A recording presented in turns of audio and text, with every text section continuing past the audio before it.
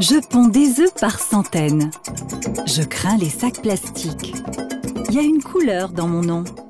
Je suis la tortue verte. Vous ne voyez pas de vert sur sa carapace? C'est normal. On l'appelle la tortue verte parce que c'est la couleur de sa graisse. Sa carapace en forme de cœur est en fait un assemblage d'écailles. Plutôt carnivore pendant sa jeunesse, elle se nourrit d'algues et d'herbes une fois adulte. Savez-vous qu'il existe un point commun entre la tortue verte et une baleine? Toutes les deux sont de grandes migratrices. Elles font des allers-retours de plusieurs milliers de kilomètres. Le cycle de vie des tortues vertes est complexe, puisqu'elle s'étale sur une vaste zone géographique. Les tortues vertes vont pondre sur la plage. Les bébés tortues, après quelques mois d'incubation, vont sortir et rejoindre le point le plus clair à l'horizon.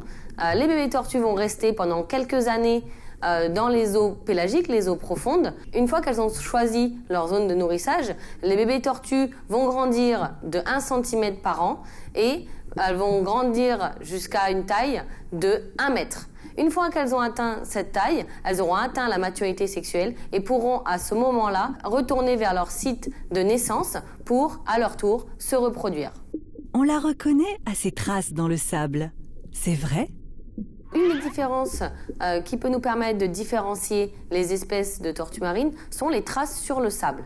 Pour la tortue grosse-tête, on va avoir une trace qui est en zigzag, puisque la tortue grosse-tête va utiliser une patte après l'autre pour se déplacer. La tortue verte, elle, va utiliser les 2 pattes en même temps. Donc on va avoir des traces qui sont parallèles au sol. Pourquoi est-elle en danger? Les principales menaces pour les tortues marines sont liées à l'homme, puisque aujourd'hui, les tortues sont impactées par la pêche, par le braconnage, où les individus vont être prélevés, mais aussi leurs œufs.